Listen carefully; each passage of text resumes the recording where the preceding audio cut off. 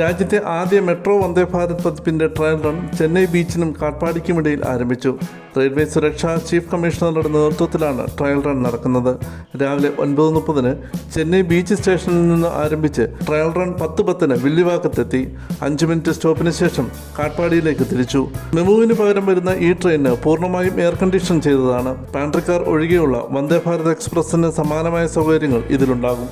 വന്ദേ metro train പ്രധാന നഗരങ്ങൾക്കിടയിൽ ഓടാനാണ് പദ്ധതിയിട്ടിരിക്കുന്നത്. വന്ദേ metro rail പരമാവധി 250 kilometre ദൂരത്തിൽ മാത്രമേ സർവീസ് നടത്തുകയുള്ളൂ എന്ന് അധികൃതർ അറിയിച്ചു.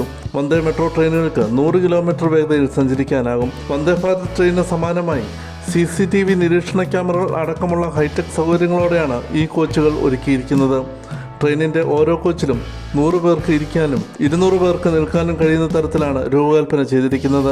ജൂലൈയിൽ മാത്രം 1 കോടിയോളം പേരാണ് ചെന്നൈ മെട്രോയിൽ യാത്ര ചെയ്തത്. അതേസമയം എല്ലാ മാസവും യാത്രക്കാരുടെ എണ്ണത്തിൽ ക്രമാനുഗതമായ വർധനവ് രേഖപ്പെടുത്തുന്നതിനാൽ ചെന്നൈ മെട്രോ യാത്രക്കാർക്കിടയിൽ ഹിറ്റായി മാറുമെന്നാണ് റെയിൽവേയുടെ പ്രതീക്ഷ.